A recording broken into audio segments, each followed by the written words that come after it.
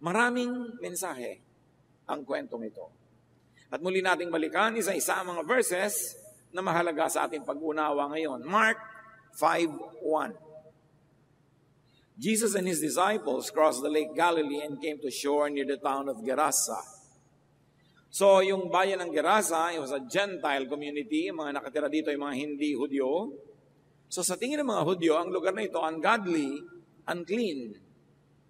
At dito palang kitang-kita na natin ang mensahe ng kwento na ang Panginoong Jesus ay hindi umiiwas sa mga tinatawag na unclean or ungodly. In fact, sinasadya pa nga niyang puntahan. We learned that Jesus, in Jesusness, exerts great efforts at reaching out to the unclean, the different, the other.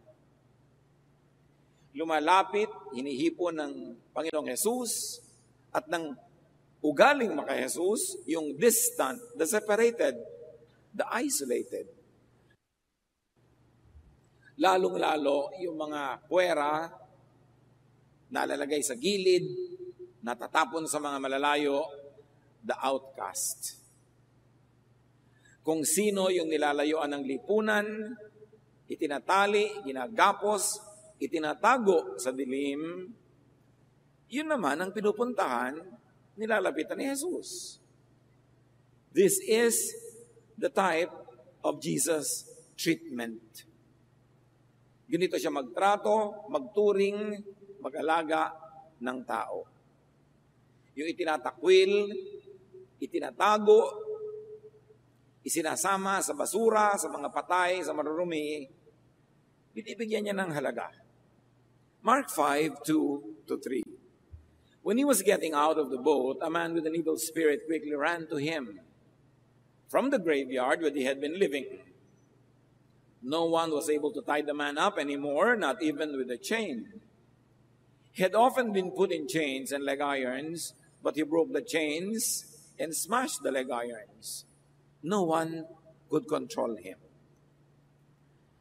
So ang sabi dito, the man with an evil spirit. Therefore, obviously, expectedly, the Jews would have judged and condemned this man. And we can always be sure that he was already vexed.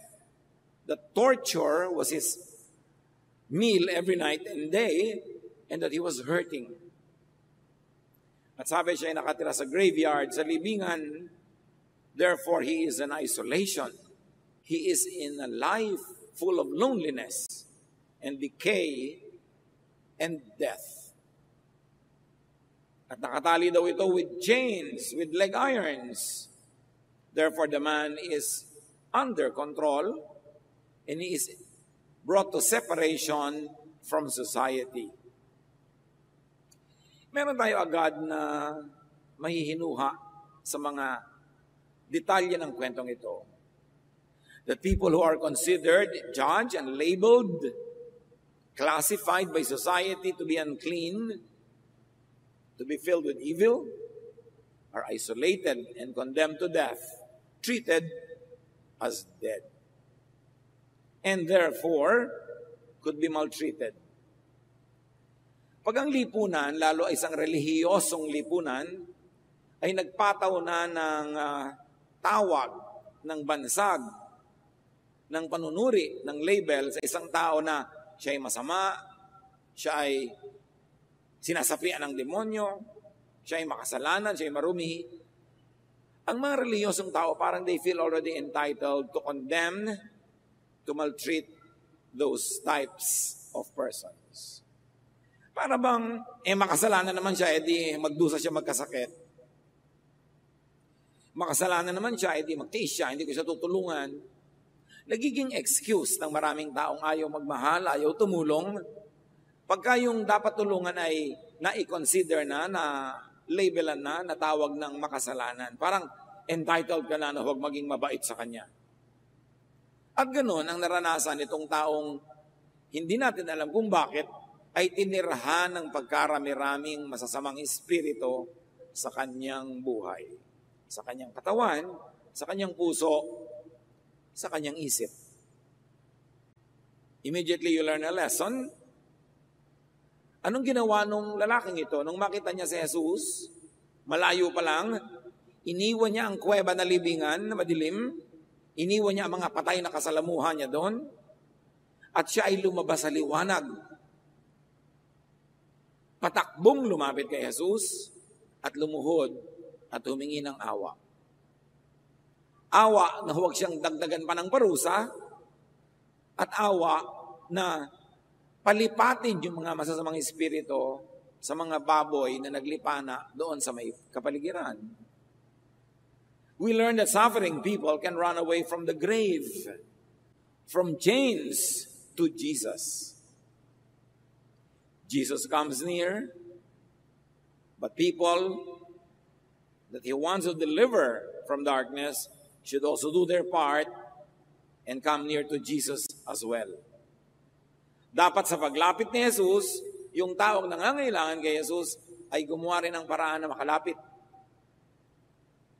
Lumabas sa liwanag. Hindi madali sa mga ganitong uri ng tao ang lumabas sa liwanag. Mas komportable sila sa dilim.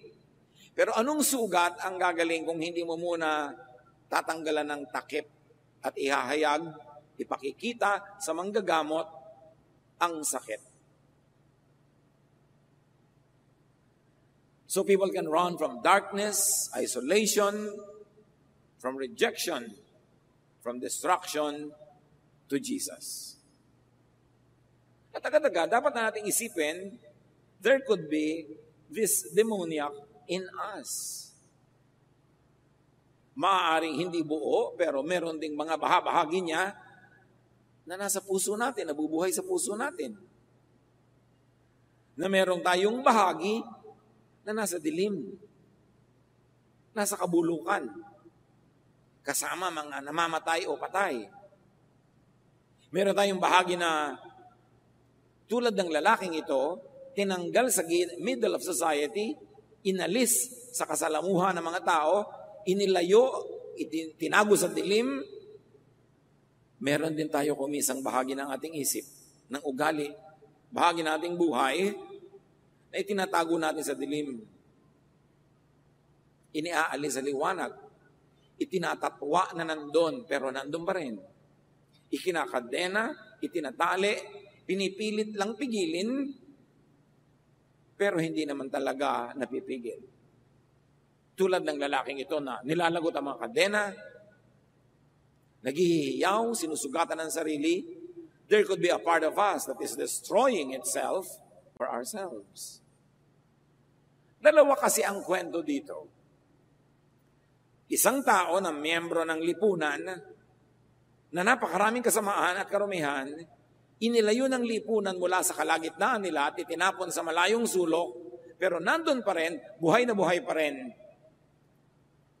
At ang kwento, ang taong ito ay maaari ring sagisag ng pagkatao, isang uri ng ugali, isang gawain, isang uri ng pag-iisip ng ating sarili. Na inilalayo natin sa liwanag, itinatago natin, hindi naman talaga gumagaling.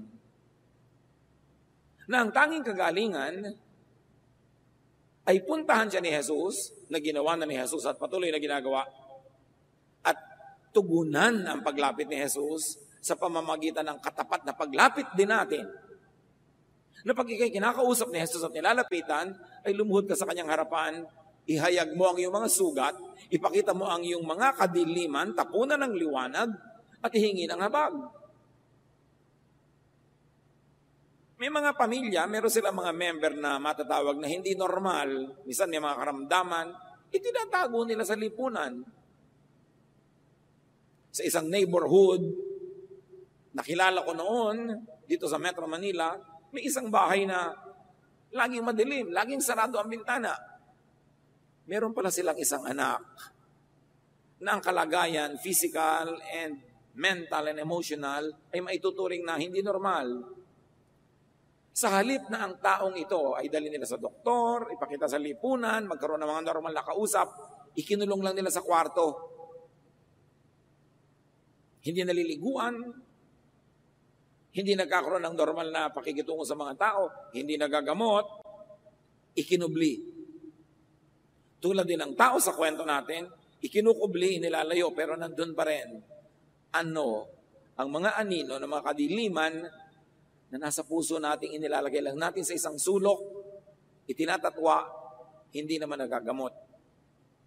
Kaya maraming layers ang kwentong ito. Hindi lang ito tungkol sa isang individual na tao na itinatakwil ng lipunan, pwede rin tungkol ito sa ating mga iba't ibang ugali, asal, pag-iisip, kasakitan ng emosyon, ng isip, na itinatatwa, itinatago natin. Gusto ni Jesus na yun ay puntahan at yun ang ginagawa niya, pero kailangan gawin natin ang ating bahagi. Lumabas sa dilim, ibunyag ito kay Jesus, hindi sa iba. Ilapit, ihingi ng kagamutan, at hilingin natin sa kanilang paalisin ang mga masasama at madidilim na ito sa ating puso at ilagay sa tamang kalagyan tulad ng masasamang espiritu sa kwento, inilagay sa mga baboy. Simbol lang yun, symbolism. Na ang masama, ang marumi, ang may sakit, dapat alisin at ilagay sa tama. Sa tama niyang dapat kalagyan, kung kailangan ng surgery, medication, counseling, counseling, pero dapat may gawin. Balikan natin ang kwento, Mark 5:5. Night and day, he was in the graveyard or on the hills, yelling and cutting himself with stones. Bakit nilalaslas ng taong ito ang kanyang sariling laman gamit ang matatalim na bato na para mga blade? At maraming ganon sa Middle East. Flakes. Very sharp stones. Another lesson. Suffering people cry out for help. And oftentimes, suffering people hurt themselves to cry out for help. Bakit kumisan may mga misis na parang nagmumukhang alembong at sa labas ng kalye, kembot ng kembot at bulwak ng bulwak ang kanyang mga body parts? It could be a cry for help, for attention mula sa husband na maaaring pinapabayaan siya, ipinagpapalit siya sa iba o hindi siya pinapansin. May mga anak na pasaway, ayaw pumasok, nagda-drugs, kung ano-ano pinagagagawa sa sarili, literally nilalaslas ang sarili, sinisira ang sarili sa bisyo. It could be a cry for help, for attention from parents, from elders, from brothers and sisters that this person might think are neglecting him. Kaya mga bata kumisan na sobrang kulit, sobrang likot, sobrang ingay, kulang lang pala sa pansin. Many people cry for help. And many things that people do are actually cries for help. Sabi pa nga ng iba, every Facebook post is a cry for help. Post ng post ang mga kinakain para lang sabihin, hoy, hindi kami nagugutom, ha? Meron kaming budget. Huwag nyo kaming maliitin. Meron na daw post ng post, look, ang ganda-ganda ko. Look, ang ganda-ganda ko. Pansinin mo naman ako. Kaya mga yung post po, hindi naman lahat ganun, ano? Pero siguro 99%. Bakit ka nagpo-post? Anong pansin ang gusto mong makuha? Anong paghanga? Anong pagtanggap? O may pinaparinggan ka ba? May pinaparonggitan? Kaya nga sabi, every post is a cry for help. Anong uri lang ng help ang hinihingi? Is it for acceptance, for admiration, or sometimes for understanding?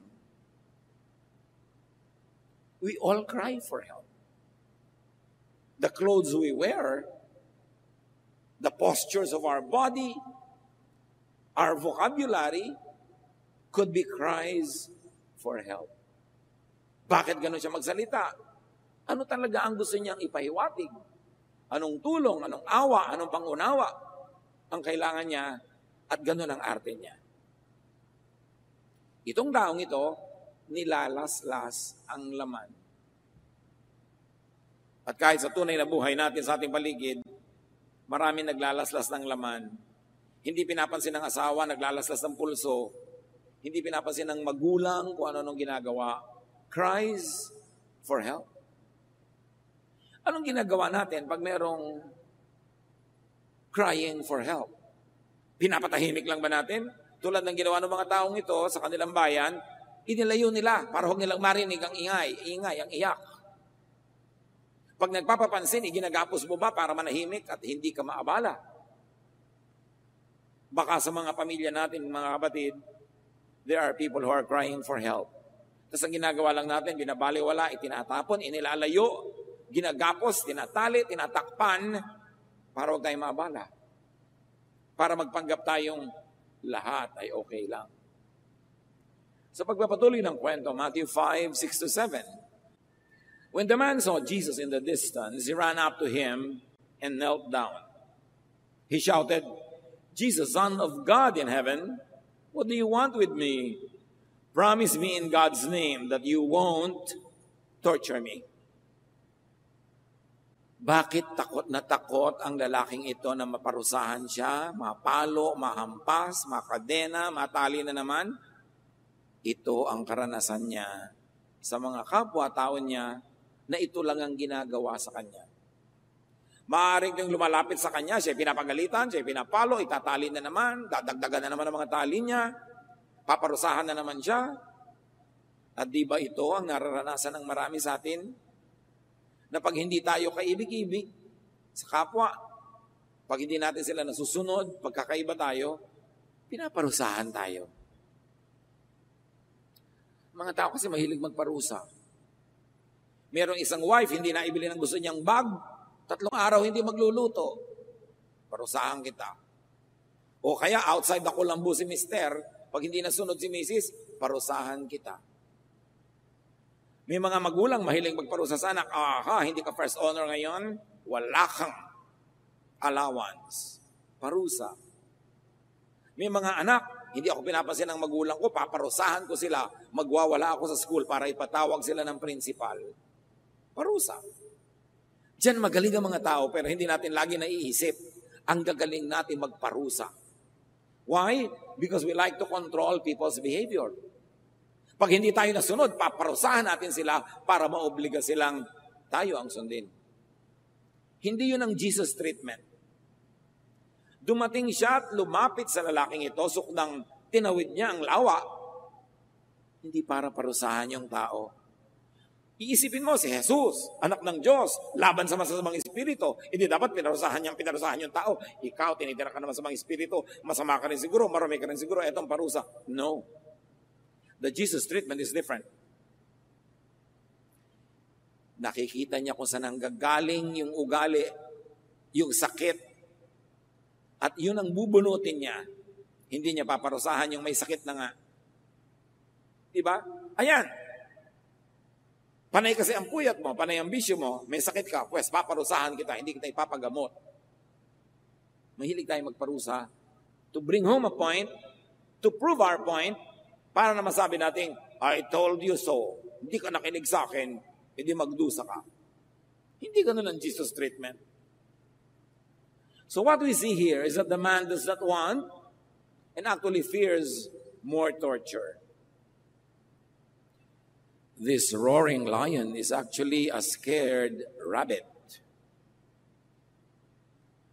Takot na takot yung mga tao sa kanya, hindi nila alam, yung tao rin mismo na yon, maraming takot sa kanyang puso. Alam niyo iba, kaya lang pa siga-siga, takot din. Takot maunahan, takot maapi, takot makawawa, so nang uuna na lang.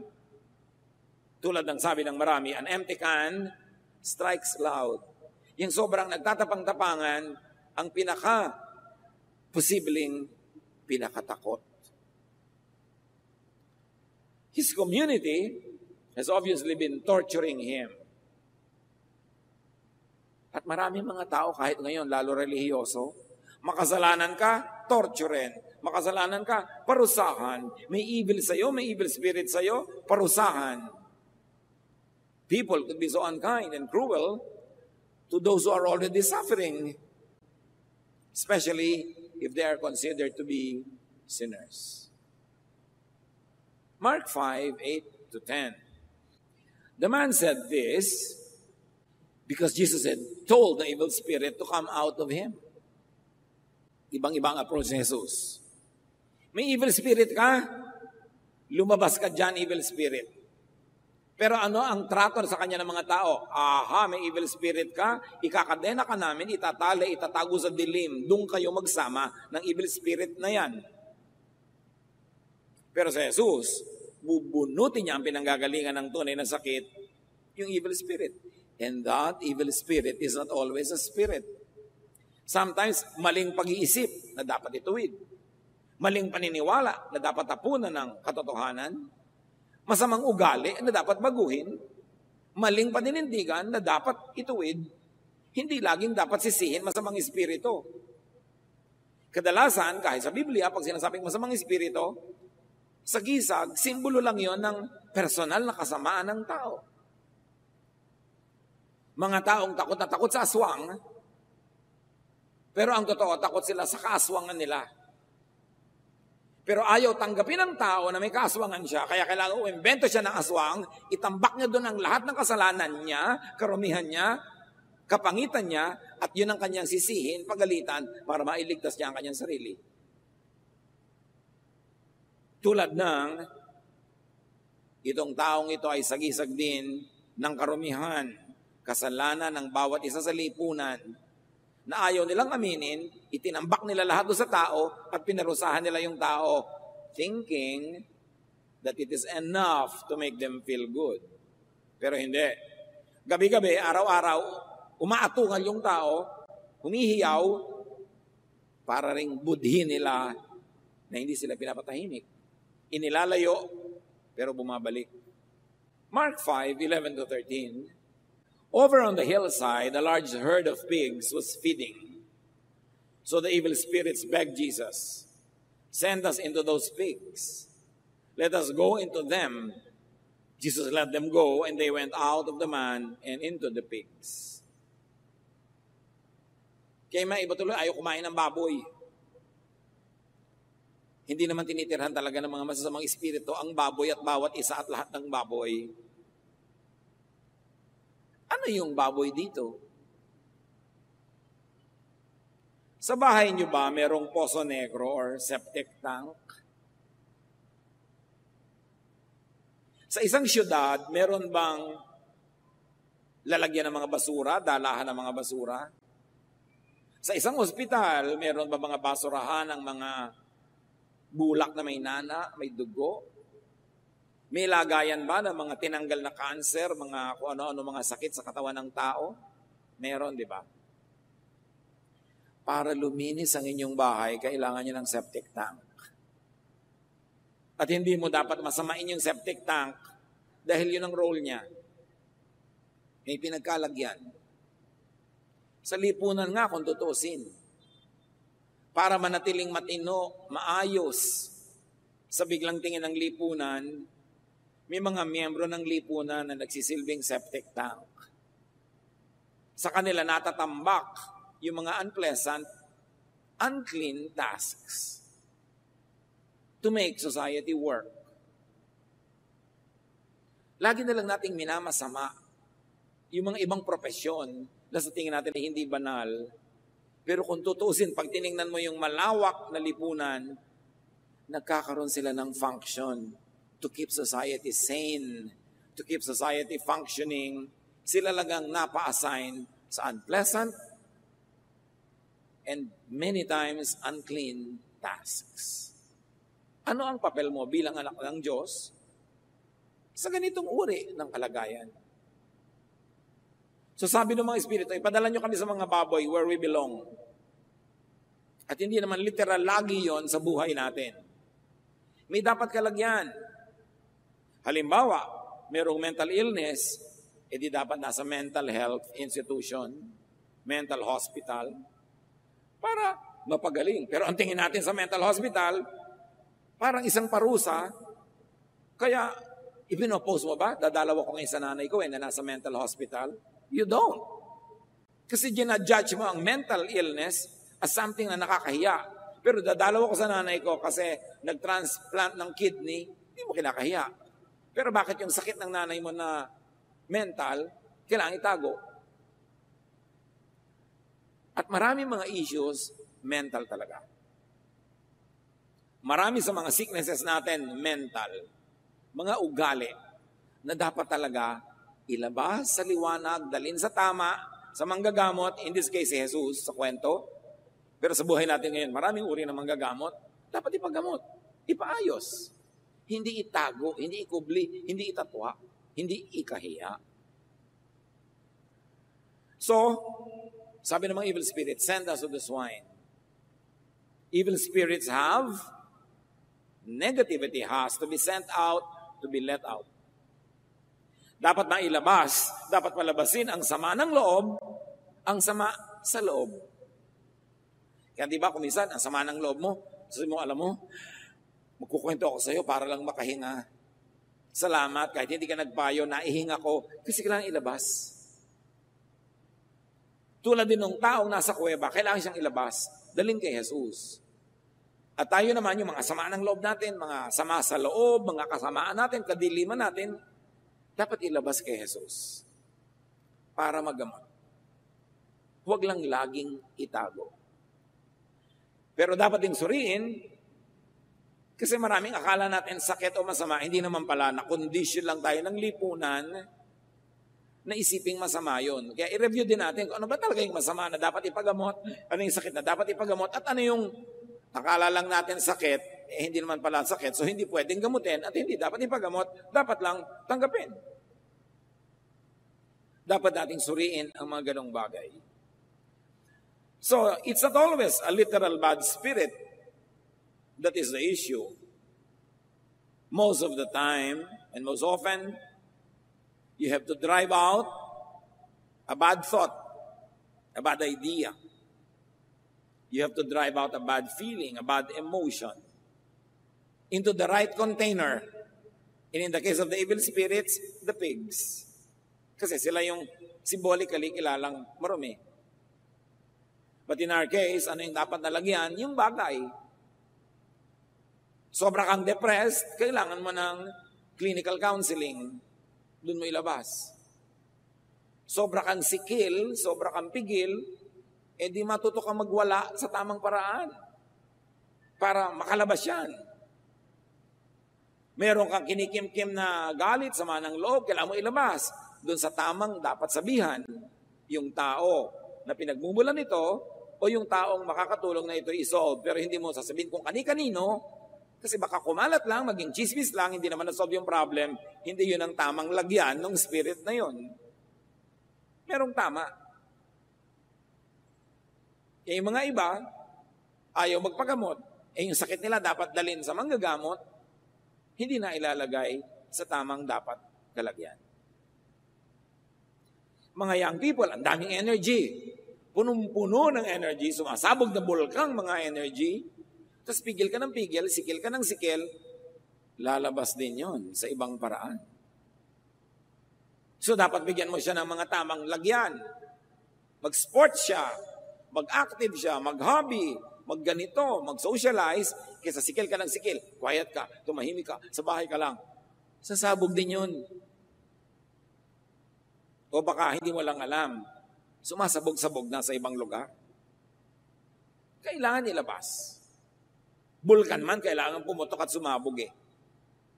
Pigsa man, kailangan pumutok, di ba? Tagyawat man, kailangan i-extract. Hindi dapat kinikimkim, itinatago ang anumang what you might consider negative. Mark 5:14-15. The people came out to see what had happened. When they came to Jesus, they saw the man who had once been full of demons. He was sitting there, number 1, sitting.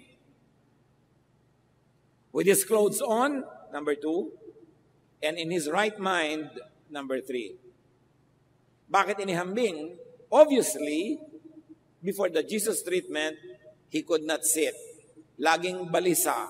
Laging tumatakbo, umuupo, nagpapaikot-ikot, nagpapasirko-sirko. Kasi ang taong balisa, ipapakita ng body language. Kaya yung nakaupo kang tahimik, Kasi silyon-silyon ka, tomba-tomba, nangunguya-nguya ko hindi mo yung nagagawa kung napakahirap at nagkakagulo ang kalooban mo. So the man was now seated and with his clothes on. So kanina, hubot-hubad.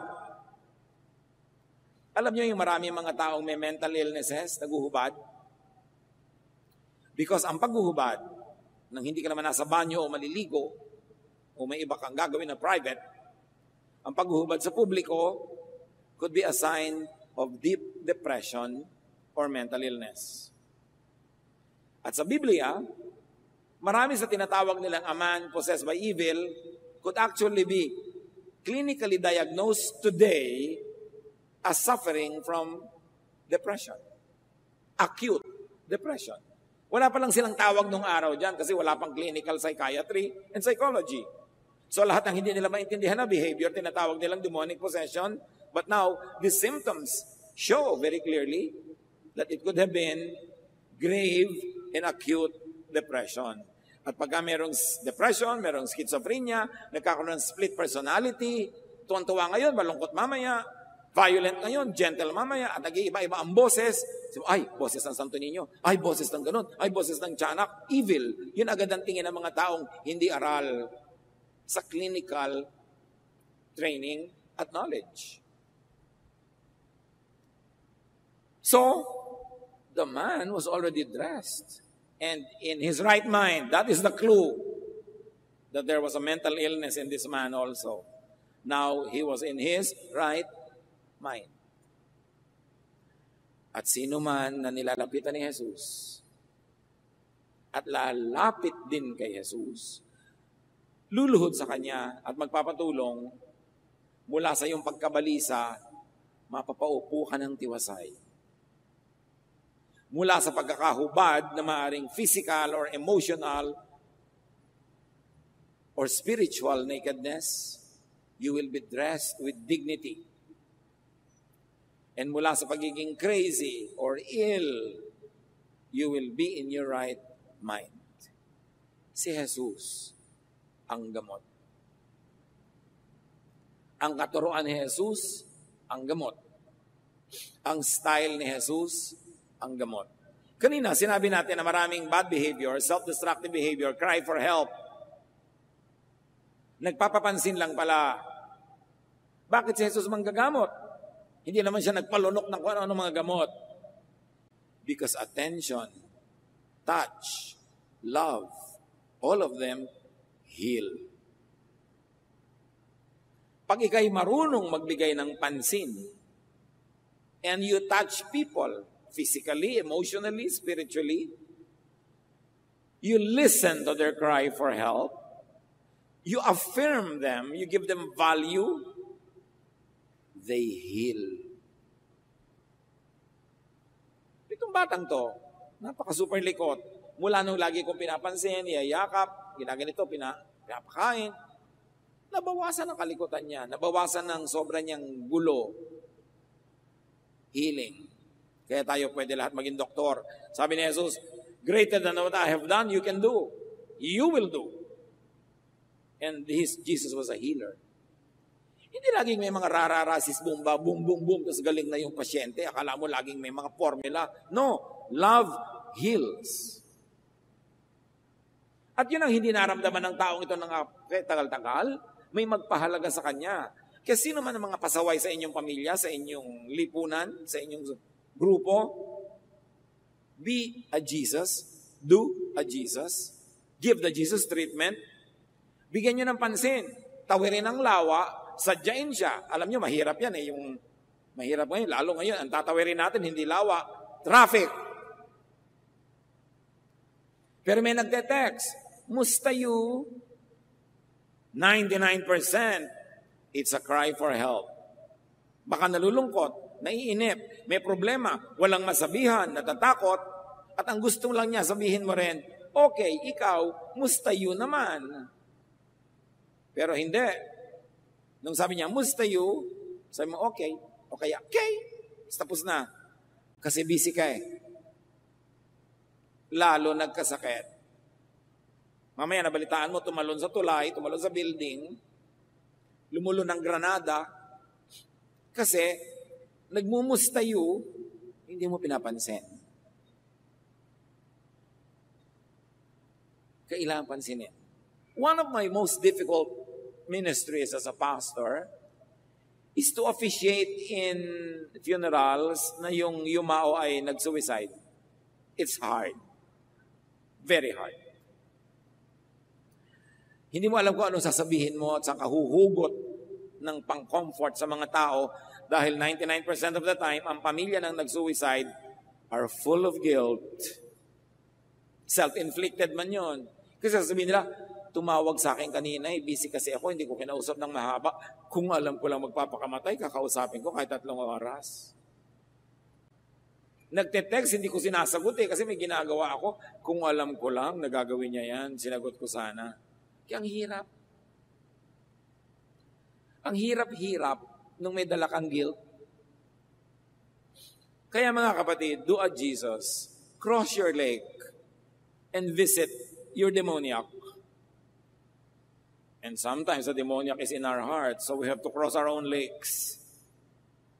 Bigyan natin ng oras, pansin, yung bahagi ng ating pagkatao na nag-uumiyak, nagsusumamo, at naglalaslas ng laman para mapansin at mabigyan ng tamang atensyon. So the man had once been full of demons, ibig sabihin, no longer, because of Jesus. Now he is sitting. He is relaxed and rested with his clothes on. Because of the Jesus treatment, he is now re-dignified, re-covered with decent clothing. And the man was now in his right mind. He was restored. Ganyan dapat ang ginagawa ng bawat Kristiyano who ministers to others. Hindi yung pag merong may kasalanan, merong masama, merong nagkamali, pupuntahan mo para pagalitan, para disiplinahin, para sermonan. Pag alis mo, mas depressed siya, mas nalungkot, hindi siya na-relax, hindi siya napahinga, hindi siya na-redignified, lalo't ibinisto mo pa, pinulpito mo pa ang kanyang mga kasalanan at siniwalat sa lahat na pag-usapan, anong redignifying ang mangyayari doon? You shame the person. At yung mga sinishame na yan, so-called dinidisiplina in public, they are not able to recover. People don't forget. And they are not restored. Imbento lang naman kasi ng religion yung ganung uri ng mga disiplina Para palabasin na, hindi namin tinotolerate yan. As a leader, holy ako, hindi ko itotolerate yan. Titiwalag ko yan, tatagalin ko yan, pupulpito ko yan, ipapahiya ko yan, para huwag niyong masabing, kinukonsenti ko. So therefore, ang inililigtas ko, yung sarili kong reputasyon, yung sarili kong posisyon, pero natulungan ko ba yung tao filled with spirits? Natulungan ko ba yung tao na naglalaslas ng laman? Natulungan ko ba yung taong kasama ng mga nabubulok at mga patay? Hindi. Na-promote ko lang ang sarili ko. Kaya mga congregation, ay pag ganyan, di namin tolerate yan, tinatanggal namin yan, inaalis namin yan. O sige na nga, badal ka na. But is that the style of Jesus? That is the style of the Pharisees. Mambato, manghamak, mangpahiya, magparusa. But that is not the style of Jesus. So he was in his right mind. Therefore, it was a grave case of mental illness, of disorientation, of mental darkness, which is really what many people will call depression. He was naked, extra strong, dirty, crying out, self-destroying, signs and symptoms of acute depression. Pantayan nyo kayo sa mga pamilya nyo, mga kapatid. Isang symptom ng depression, ayaw maligo, ayaw magsimilyo, napapabayaan ang katawan. Ngayon, meron namang ibang lifetime habit na nila yun. Baka naman hindi depression, sa lakong lalang talaga. Pero pagka dating ang linis-linis, maayos, sa kayo naman napapabayaan ang sarili, hindi napapagulong mo, nagmumukhang basahan, malamang depression yun. Be sensitive. The Jesus treatment drives demons out in a way. The Jesus treatment does not depression. But Jesus' treatment gives rest and relaxation. Does not stress and torture the victim. The Jesus treatment dignifies and restores people. Does not strip, degrade, or shame the victim. At ang mga ito, usually, yun ang tinatawag na church discipline. Ay parusa, napapahiya ka, nasisira ang iyong dangal, napag-uusapan ka, hindi yun ang style ni Jesus. True Jesusness does not tolerate wrongdoing or sin or error, but does something drastic, revolutionary, and loving to pull its roots out from the ground. Binubunot ang pinagmumulan, hindi lang kinukure yung symptom. So the victim in the story has many counterparts and equivalents today. People could be oppressed and overpowered by evil forces. Many people could be damaged by evil thoughts, acts, habits. Many people could be deemed as rotten and hopeless, considered as dangerous and threatening. Therefore, many people are bound in chains, and they are consigned to be living among the dead. Marami ngayon yung demoniac na yan sa ating kapaligiran. Iba-iba ng level ng symptom, iba-iba ng anyo, uri, hugis, tunog, pero pare-parehong mayroong problema, mayroong need, and most of that is really spiritual. Kulang ng pagpansin, pagtanggap, pagmamahal, paggamot, pagkalinga ng kapwa, kaya lalong lumalala. A lot of what the ancients called demonic possession could actually be clinically diagnosed and understood now as depression. And now, maraming taong depressed. Ang dami-dami.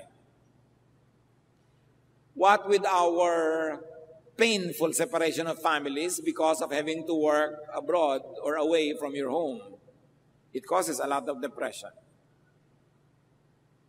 Kaya yung mga iba, OFW na nga yung asawa, ito namang naiwan dito, magkakasino pa. Kasi daw, nade-depress. Ano ang dapat gawin sa mga ganito? Yung mga, wala na nga ang mga magulang, kasi nasa abroad pareho, yung anak laging wala rin sa bahay at nagkakalat at nagwawala, anong dapat gawin doon? Marami tayong mga frustrations, mga lungkot, mga inis, mga galit, dapat ilabas, pero sa tamang venue at ilagay sa tamang lugar. Hindi yung nade-depress ka, biglang mangangaliwa ka dahil nade-depress ka. Maling lugar na paglalagyan yun ng depression. Nagagalit ka sa asawa mo dahil nagtaksil siya, magtataksil ka rin, maling lalagyan ng galit mo yun. Kasi pareho na lang kayo. O di, mawawalan ka na ng right mag-sermon kasi pareho na lang kayo. Nauna lang siya, pero ikaw yung mas recent. Yung pinapabayaan ka ng magulang mo, papabayaan mo rin sarili mo, maling lalagyan ng hinanakit. Dapat tama ang lalagyan. At si Jesus dapat ang magbunot at ilagay niya sa tamang lalagyan. How much does the community demonize and punish and torture and degrade the damaged, the fallen, the near dead? O itong batang babaeng ito, kaya aga-aga pa, nag-premarital sex, nagtiwala kay boyfriend, tapos sa buntis, iniwan ng boyfriend. Anong gagawin mo sa kanya? Papagalitan mo ba talaga? Bubugbugin mo? Ano ang dapat gawin sa ganung mga panahon? Siyempre, dapat may sermonan din, pero sa tamang lugar, sa tamang lalagyan. Hindi yung panahon na litong-lito siya, feeling na kawawang-kawawa, gulong-gulo ang isip. Ang kailangan muna niya ay pag-unawa, pagtanggap, pagmamahal, at mamaya mo na isplak-isplakit. Siyempre may isplak-isplak din yun, ano? Alangan namang wala. Pero may tamang lugar. Hindi lagi kang galit, lagi kang nagsisermon. May tamang kalalagyan. Tamang panahon, tamang approach, tamang style. How do people abuse the clinically depressed? Kahit sa atin, di ba? The mentally sick and insane. Nakita mo na nga na nawawala na sa sarili, kakantsawan mo pa. Ginagawang object ng comedy yung mga taong mentally ill. Dapat bang pagtawanan yon? Dapat bang ganunin talaga yon? Anong dapat mong gawin sa mga taong grasa? Yung naglalagay ng mga putik sa ulo nila, yung mga namumulot ng mga basura, hindi naman nagre-recycle. Anong dapat gawin sa mga ganito? Ganito yung man sa kuweba eh. They should receive the Jesus treatment. Iba-ibang degree. At may mga cases naman na dapat professional sa mag-handle. Kasi kung minsan violente, hindi mo alam how to handle, pero dapat bigyan ng pansin. How would you like to be treated if it were you? If it was your loved one? Isang dapat natin gawin mga kapatid, alisin ang stigma ng mental illness. Huwag nyo itong itago na parang isang malaking kahihiyan.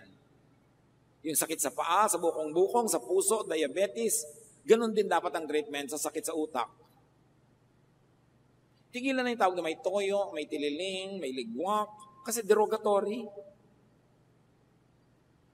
Hoy, bakit ganyan ang nanay mo? Sabi mo, alakas mo, may mga imbalance kasi yung iron at saka deficient kasi siya sa calcium, sa brain niya. In other words, may ligwak.